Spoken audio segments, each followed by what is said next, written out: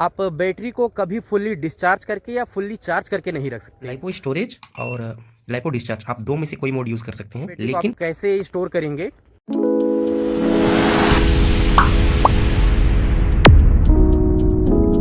Hello friends, कैसे हैं आप सब। आई होप आप सब एकदम बढ़िया होंगे।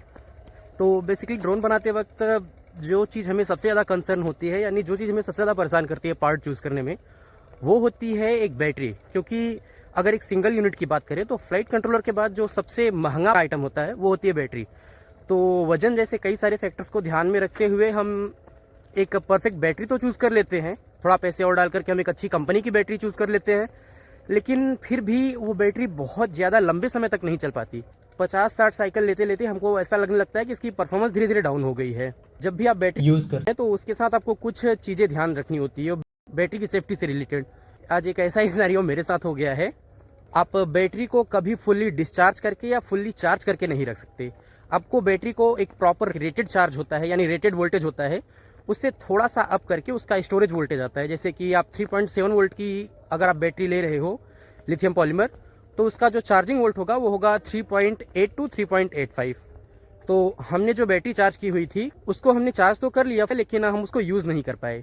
कारण ये था कि सुबह हमारा शेड्यूल चेंज हो गया। तो ऐसे केस में आपको क्या करना है, अब आप वो बैटरी फुल्ली चार्ज तो रख नहीं सकते। तो इस केस में आपको क्या करना है, आपकी बैटरी को आप कैसे स्टोर करेंगे। तो आज का वीडियो इसी से रिलेटेड है। ओके। तो यहाँ पर हमारे पास है बैटरी और ये है एक बैलेंस चार्जर। तो सिंपली स्टोर करने के लिए हम यहाँ पर सबसे पहले सारा का सारा कनेक्शन कर देंगे।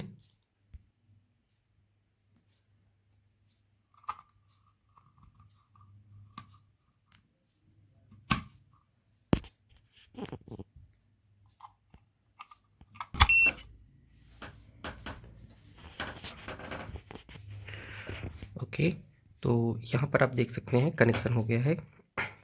सबसे पहले आपको प्रोग्राम बैटरी और प्रोग्राम सेलेक्ट करना है।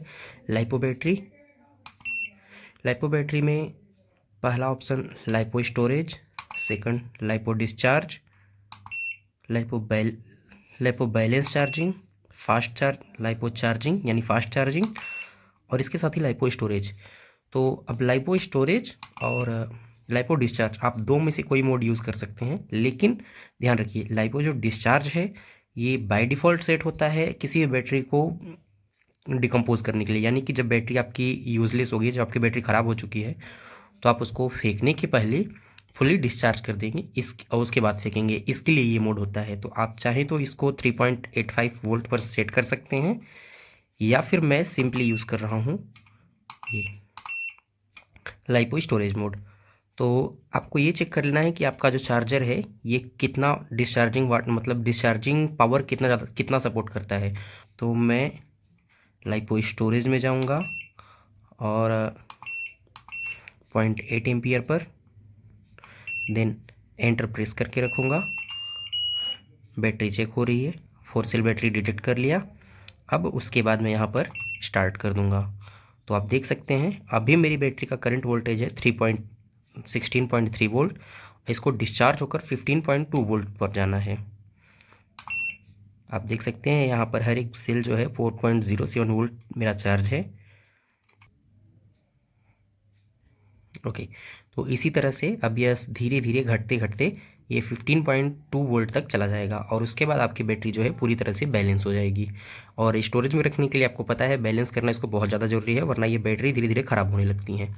इनकी यानी ड्यूरेबिलिटी जो होती है, लंबे लाइफ स्पैन के लिए बैटरी नहीं रह जाती। ये कुछ ही समय में आपकी बैटरी क्या है फूल जाएंगी और ये ख़राब हो जाएंगी। तो फ्रेंड्स, आई होप कि बैटरी के स्टोरेज से रिलेटेड आपकी प्रॉब्लम सॉल्व होगी। नॉर्मली देखिए, जो हमारा जो चार्जर होता है ये चार्जिंग हाई करंट पर कर लेता है, लेकिन डिस्चार्जिंग इसका बहुत ही ज़्यादा स्लो होता है। तो आप सबसे पहले ये चेक कर लीजिए आपका चार्जर कितना डिस्चार्जिंग पावर सपोर्ट करता है। जैसे कि कोई 10 वाट सपोर्ट करता है, तो कोई 5 वाट। मेरा चार्जर मेरे केस में ये 5 वाट सपोर्ट करता है। तो सपोज़ अगर मैं इसको 1 एम्पियर या 2 एम्पियर पर रख भी दे रहा हूँ, तो ऐसे में इसकी डिस्चार्जिंग पावर बहुत ज़्यादा हो जाती है। बट चार्जर, ये जो आप बैलेंस चार्जर देखते हैं, ये इंटेलिजेंट होते हैं। तो इंटेलिजेंट का मेरा मतलब है एक्चुअली इनके अंदर प्रोग्रामिंग होती है, ये उसी के हिसाब से अपना करंट खुद से एडजस्ट कर लेते हैं। तो आप देख सकते हैं मेरा 14.8 वोल्ट का सेल है, और मैंने इसको 1 एम्पियर पे डिस्चार्ज करने की कोशिश की, लेकिन ये ऑटोमेटिक 0.3 एम्पियर पर शिफ्ट हो गया। यानी ये 5 वाट डिस्चार्जिंग सपोर्ट करता है। और डिस्चार्जिंग के समय आप देखिए, डिस्चार्जिंग के समय आपको एक चीज़ ध्यान देनी है, चार्जर आपका हीट हो सकता है। तो आप मतलब किसी भी ऐसी जगह मतलब चार्जर ना रखिए जहाँ से आप मतलब आप उसको ऑब्जर्व ना कर सके। हमेशा चार्जर आपके ऑब्जर्वेशन में होना चाहिए अगर आप डिस्चार्ज कर रहे हैं, इस केस में खास करके। अगर आप बिना टेंशन के उसको चार्ज कर रहे हैं तो चार्ज कर सकते हैं, लेकिन डिस्चार्जिंग के समय आपको अटेंशन देनी होगी। तो फ्रेंड्स, बस यही था आज की वीडियो का टॉपिक हमारा। आई होप कि वीडियो आपको पसंद आया होगा। और अगर आप ड्रोन बनाते हैं, ड्रोन से रिलेटेड आपको कोई क्वेरी है या तो फिर और कोई दूसरे ड्रोन बनाने में आपको प्रॉब्लम हो रही है, तो आप हमारे चैनल को सब्सक्राइब कर लीजिए।